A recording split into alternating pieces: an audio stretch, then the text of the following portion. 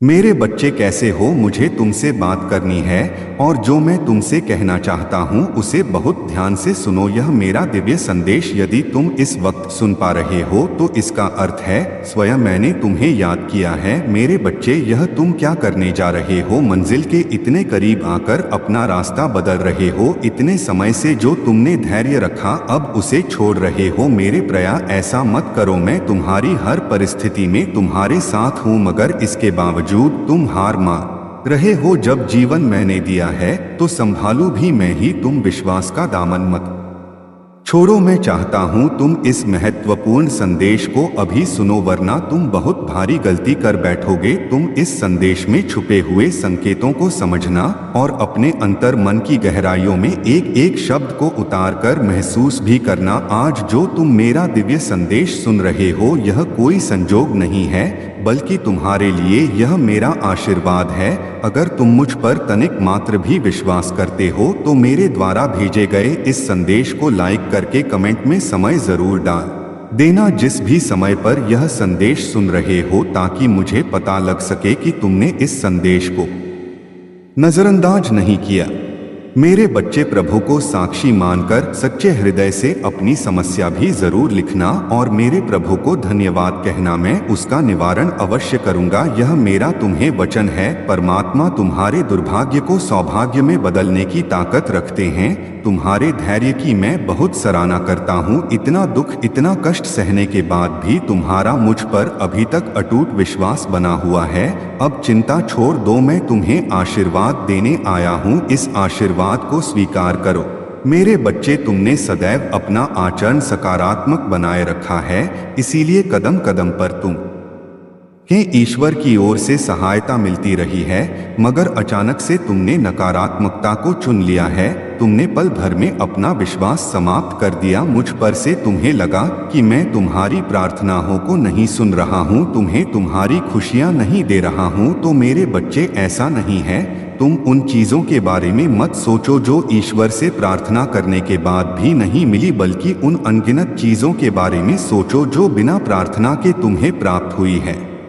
तुम्हारी सभी परेशानियां खत्म हो जाएंगी जिस दिन तुम्हें यह विश्वास हो जाएगा कि सब काम प्रभु की मर्जी से हो रहा है। अगर एक बार पूरे विश्वास के साथ तुमने अपना हाथ मेरे हाथों में सौंप दिया तो फिर कभी मैं तुम्हारा साथ नहीं छोड़ूंगा। भगवान पर विश्वास ऐसा हो जैसा इस चौपाई में कहा है, तुलसी बिरवा बाग में सींच भी मुरझाए, राम भरोसे जो रहे व पर्वत भी लहराए। अगर कभी कुछ मांगने पर ना मिले तो मुझसे नाराज मत होना, क्योंकि मैं तुम्हें वह दूंगा जो तुम्हारे लिए सबसे अच्छा होगा। मुझ पर तुम तभी विश्वास कर पाओगे जब तुम्हें स्वयं पर अटूट विश्वास होगा। यह विश्वास बाहर कहीं नहीं, तुम्हारे भीतर विराजमान है। ईश्वर के प्रति सच्ची आस्था और अच्छे कर्म सभी विघ्नों का नाश करते हैं, यह रंग को भी राजा बना देते हैं। इसलिए शांत होकर संयम के साथ नेक कर्म करते जाओ। प्रार्थनाएं खुद ब खुद बोल उठेंगी। कर्म की नाव डगमगा जरूर है लेकिन डूबती नहीं। परमपिता परमेश्वर की कृपा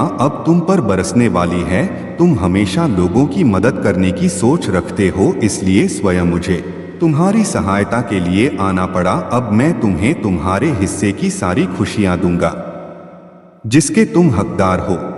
तुम जैसे हो वैसे ही रहना। ईश्वर सिर्फ उसी व्यक्ति से प्रसन्न रहते हैं जो नेक कर्म करता है। तुम इस मार्ग पर चलते रहो, तुम्हें बहुत बड़ी सफलता मिलेगी। मुझे पता है तुम्हारा समय ठीक नहीं चल रहा है, तुम बहुत परेशान भी हो। यह कठिनाइयां भगवान का संदेश होती है, इनका सामना करते समय धैर्य रखना अनिवार्य है। तुम सब्र रखो, समय बदलता जरूर है। तुम्हारे जीवन में शुभ दिन बहुत जल्द आने वाला है, जिससे तुम्हारा ही नहीं बल्कि तुम्हारे कुटुंब का जीवन भी बदल जाएगा। तुम धैर्य रखो, हर दुख के बाद सुख का समय भी जरूर आता है। मैं उस हर व्यक्ति की प्रार्थनाओं को सुनता हूँ जो पवित्र और निर्दोष होता है।